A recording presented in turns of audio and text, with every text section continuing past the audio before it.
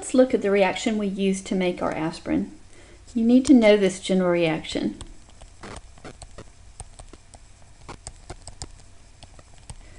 You take a carboxylic acid, you react it with an alcohol, and you get an ester. Aspirin is an ester, as you'll see, and the other product is water.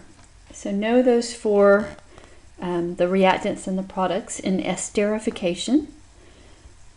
Let's look at our particular reaction. This first compound in red is our carboxylic acid.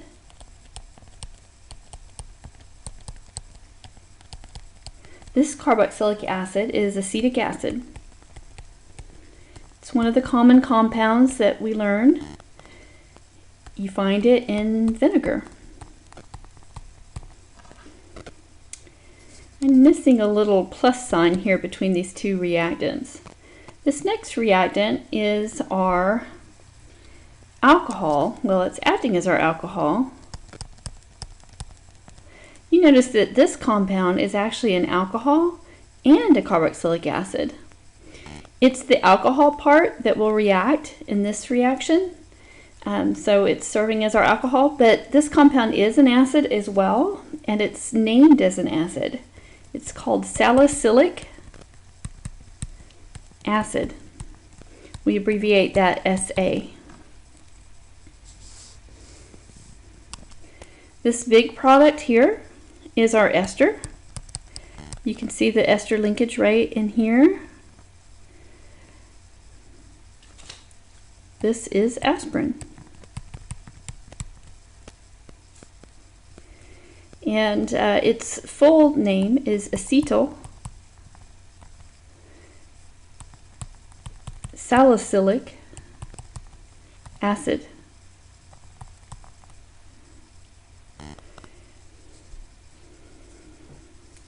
Okay, and then our last product is water.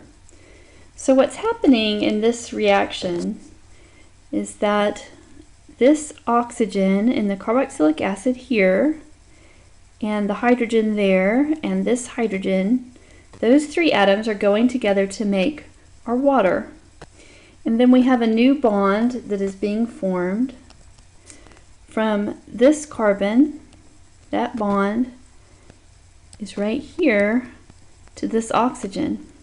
So we have a new bond between the carbon and oxygen there to link those two together to make our ester linkage. Okay, this next definition, buffer, I believe this is in here because sometimes buffers are added to aspirin, because aspirin, like other NSAIDs, can have the side effect of making your stomach bleed or giving you an ulcer.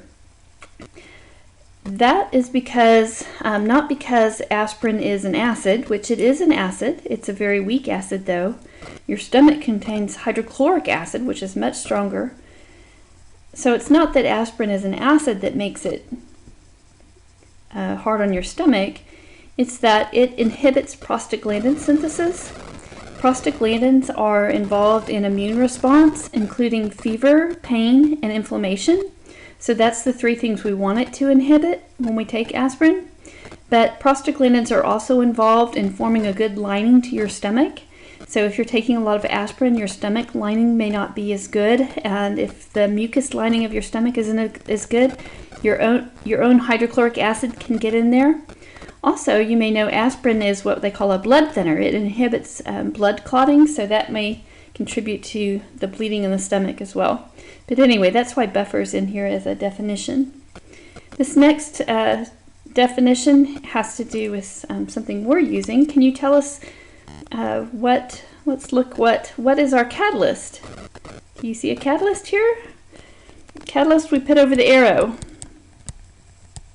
So H3PO4 is our catalyst. This is called phosphoric acid.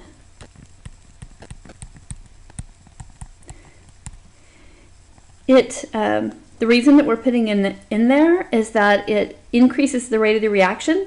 So that means that our reaction can be done in 15 minutes, or pretty much in 15 minutes. If we did not have a catalyst, it may take hours or days to get that reaction to go. A catalyst works by lowering the activation energy.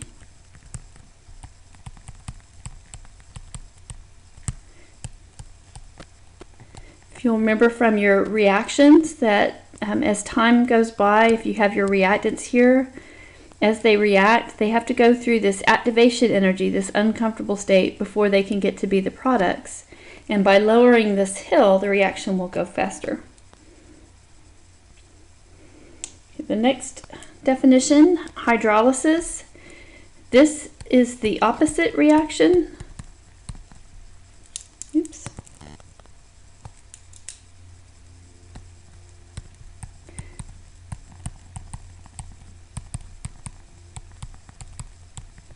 So the opposite of esterification is hydrolysis. Let's look at what I'm talking about up here in our reaction. I'm running out of colors. Let's see. Okay, so the opposite reaction going this way is hydrolysis. Hydrolysis is where water is added right in here to break that molecule apart back into our acetic acid and salicylic acid. So when aspirin undergoes hydrolysis, you actually get these two back. This reaction is pretty slow, especially if you've washed out your catalyst and it's not present. But we need to know about that because if given time, aspirin that is exposed to water will undergo hydrolysis and you'll get your vinegar back and your salicylic acid back.